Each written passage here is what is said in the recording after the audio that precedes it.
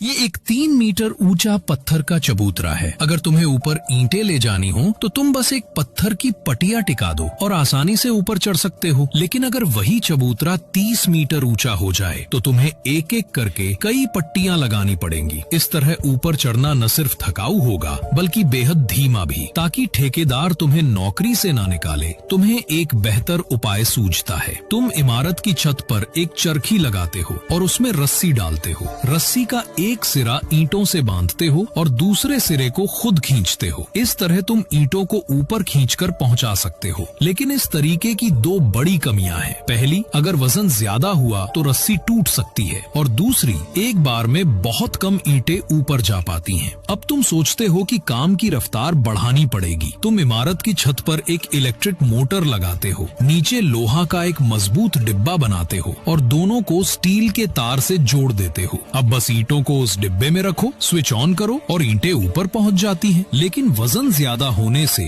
Motor पर दबाव बढ़ जाता है, इसलिए तुम एक और कमाल करते हो। केबल के दूसरे सिरे पर एक भारी संतुलन वजन काउंटरवेट लगाते हो। अब जब डिब्बा ऊपर जाता है तो वजन नीचे आता है, जिससे मोटर का काम आधा आसान हो जाता है। फिर भी एक दिक्कत रह जाती है। अगर ऊपर उठते समय तेज हवा चल जाए तो डिब्बा हिलने डुलने लगता है, जिससे जोखिम बढ़ता है। इसे ठीक करने के लिए तुम चारों कोनों पर लोहे की गाइड रेलें लगाते हो और डिब्बे में गाइड शूज नाम के पहिएदार उपकरण लगाते हो जो रेल को पकड़ कर चलते हैं। इससे डिब्बा सीधा और स्थिर रहता है। लेकिन अगर केबल पुरानी होकर टूट जाए तो क्या होगा? तुमने इसका भी हल निकाल लिया। डिब्बे के नीचे सेफ्टी क्लैम्प, सुरक्षा ब्रेक लगा दिया, जो अगर डिब्बा तेजी से नीचे गिरने लगे तो रेल को जकड़कर रोक देता है। और आखिर में तुम डिब्बे के अंदर कंट्रोल सिस्टम लगाते हो, जिससे सिर्फ बटन दबाकर ऊपर नीचे की स्थिति सटीक रूप से नियंत्रित की जा सके। और इस तरह तुमने एक साधारण लेकिन शानदार लिफ्ट एलिवेटर का आविष्कार कर लिया।